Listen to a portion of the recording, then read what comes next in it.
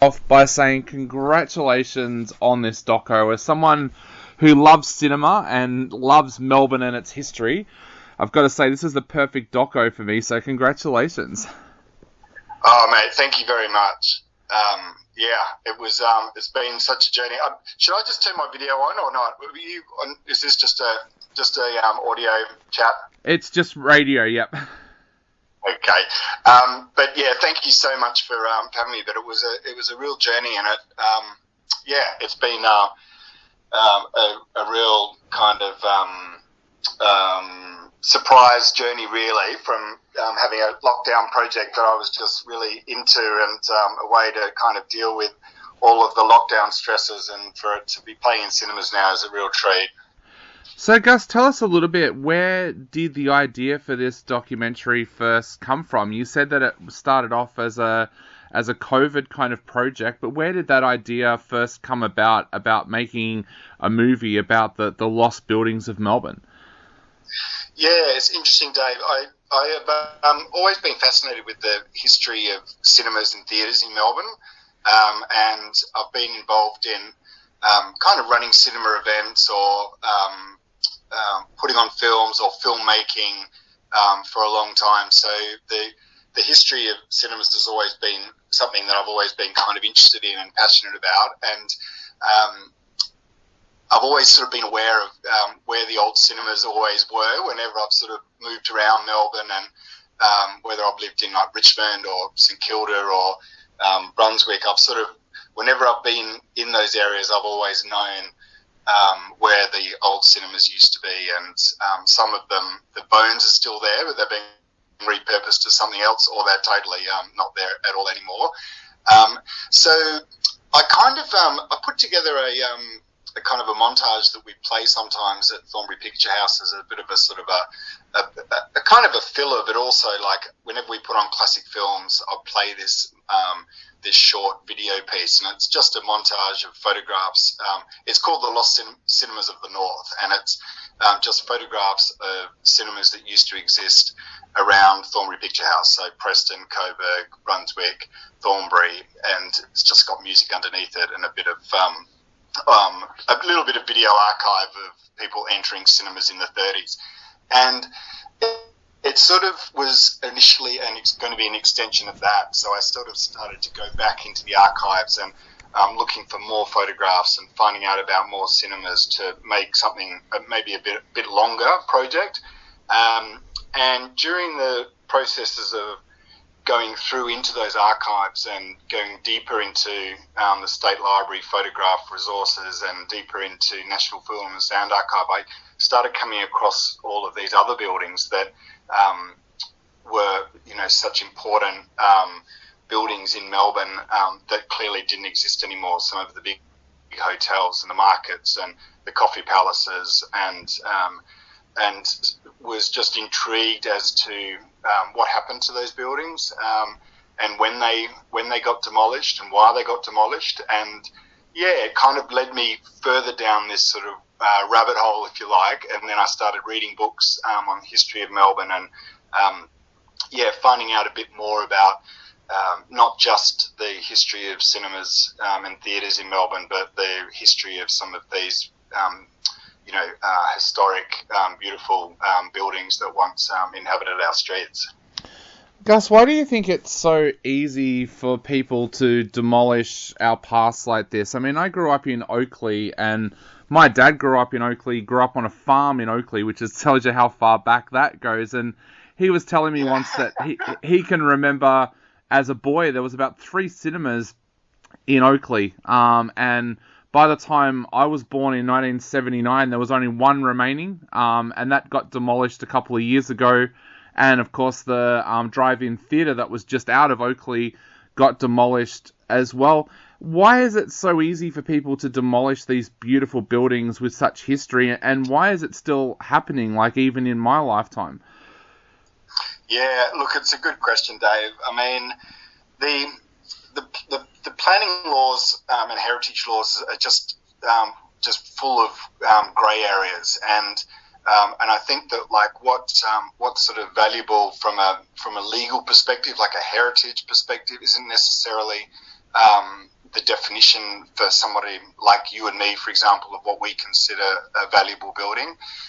So, you know, and I think that there's something inherently wrong with the process of VCAT. Like, I think that, you know, if you've got a local council that are against a demolition of a building, and you've got a whole sway of local residents that are also against a demolishment of a building, and then it kind of, you know, and you're fighting against a developer, and then it goes to VCAT, which is kind of like a court setting, really, like where you've got legal representation. The balance of power is so much in the favour of the party that's got more sort of legal clout, more ability to spend money. So it's sort of, and it ends up where VCAT often will rule in favour of the development based on the sort of I don't know, like the whatever is the goals of the state government at the time. So it's something I don't really quite understand, and you know, I'm very keen to get the planning minister of Victoria to come and have a look at the film and talk about it afterwards to find out exactly, you know, the answers to your question, because it seems that there's not really enough power put into the voices of the people that live in these places and that value these buildings. It's a really tricky one, Dave. I don't really know the answer to it. Yeah. Honestly. So when you were putting together this documentary, you mentioned about how much research you did. What were some of the things that you learnt while you were putting this together that you didn't already know beforehand? Yeah. Well, I wasn't aware of how some of these markets, for example, operated. So, like the Eastern market, I had heard of the Eastern market, and I had heard of it being as a market a bit like the Queen Victoria market, like a food and produce type market.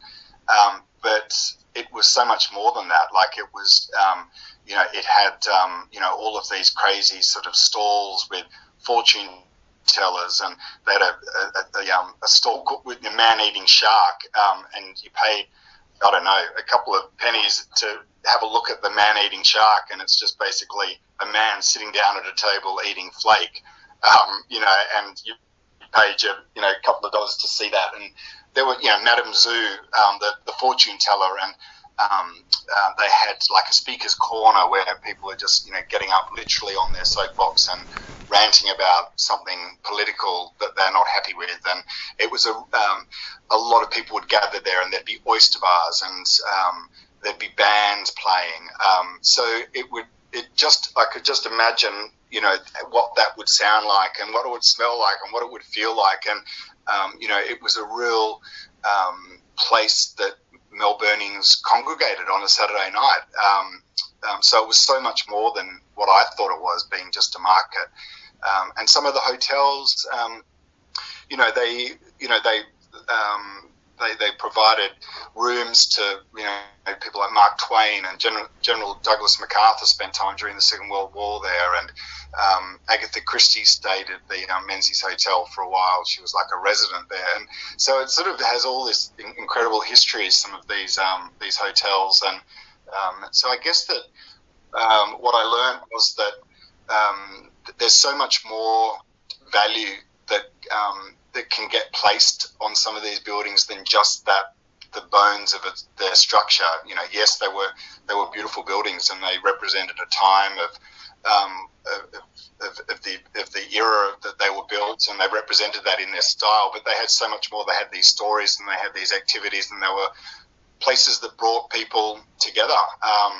And yeah, I really loved that process of learning about these places and these buildings, and I think to make a film like this, I think you've got to come from a position of curiosity rather than expertise. I think that if you're coming into a subject like this and you're sort of like think, you know, I'm an expert on Melbourne history and I'm going to tell everyone all about it, it's going to become quite a didactic lecture of a film, I would have thought.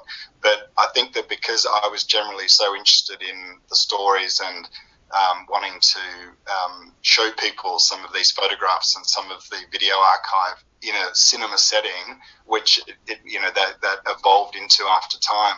I think that's kind of how it worked, because I was just really curious about what was going on in Melbourne at the time. Should there be a push to recreate some of those things that you just talked about, like the Eastern Market? And just recently I learnt about the fabulous bookstore that used to be in Melbourne where David Jones is now. You mentioned Mark Twain. Apparently Mark Twain went to that bookstore.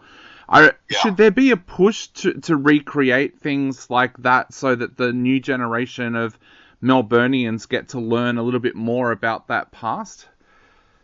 Oh, look, I mean, it would be wonderful. I mean, like that bookstore you're referring to was Cole's Book Arcade, run by E.W. Cole, who was just so passionate about reading and books and bringing people in. And it was the first time that a bookstore had enabled people to read all you want. No one will be asked to buy. So it really encouraged people to engage with a bookstore and have a cup of tea and read a book and buy it if you want. So it really did resonate with the people of Melbourne, and I think that it's interesting you should say that, Dave, because I think that bookstores are really important businesses to have on the high street, because they add that element of diversity in the streets, and I remember when I lived in St Kilda in Fitzroy. Well, I didn't live on Fitzroy Street, but there was a bookstore on Fitzroy Street, and it was a really beautiful little bookstore, and it kind of had it was on the corner of a little laneway, and so you could kind of sit outside and have a coffee, and then you could go inside and look for books. And when that closed down, it felt to me like that was the end of Fitzroy Street for a time being, anyway. And just because it was the last of those independent shops that are like record shops or florists or something like that are just doing something different than just food and bev.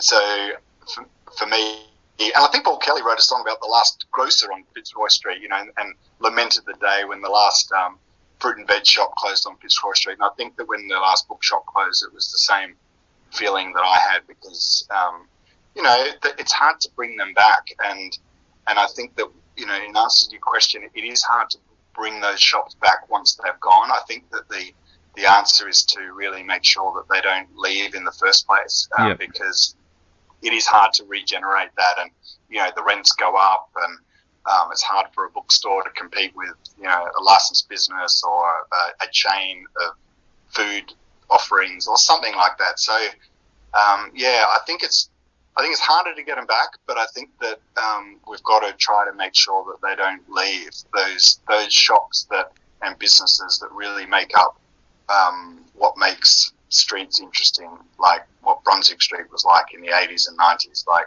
a lot of those shops that made Brunswick what Brunswick Street was are no longer there now, and hopefully everything comes in cycles and waves, and one day we'll get the record shops back, and we'll get polyester bookshops back, and we'll get the florist back, and but it's hard because as I said, the rents just keep going up. Definitely. One of the things that really hit me hard when I was watching your doco was the stories about when these great buildings were being demolished. It was almost seen as a sport, like that I think at one point it says that the wreckers were almost like acrobats with the way that they went about it, and people flocked to watch it. But it was only when the Regent Theatre got threatened that people suddenly started to protest against it. Could you tell us a little bit about that and your research into those times? Yeah, it's interesting because as a couple of people speak about, a couple of the historians speak about in the film, there really wasn't much opposition to demolishing anything at that time in the 50s, when we were losing a lot of the mansions on St Kilda Road, and a lot of the hotels and old buildings in the city. There wasn't anything like there wasn't a heritage movement. There wasn't a group of people that were rallying around protesting in the street. But there were there were individuals that were aghast at what was going on, but they didn't really have a voice, or they weren't organised at that point. So there were stories that I read about, there was one like heartbreaking story. I think it was in one of Robin Anir's books about like a woman that was just sat on a bench weeping as a building in front of her was being demolished, and she couldn't understand why they were tearing the building down. And so there were people that were not at all happy about what we were losing in Melbourne at the time, but they didn't really know what to do. And so when the region, because so many people had such strong connections with that building, and I think that's what I was kind of alluding to earlier about, that it's not just the value of the bones of a building, it's what goes on inside that creates the value, as well as the heritage value. And people had a lot of value in the region. There was a lot of people who had memories there of going there with their parents or their kids or their lovers or whatever. Like, people loved going there, and so they really that was a real sore point, and it was the first time that people really organised themselves and protested around losing that, because that was going to be the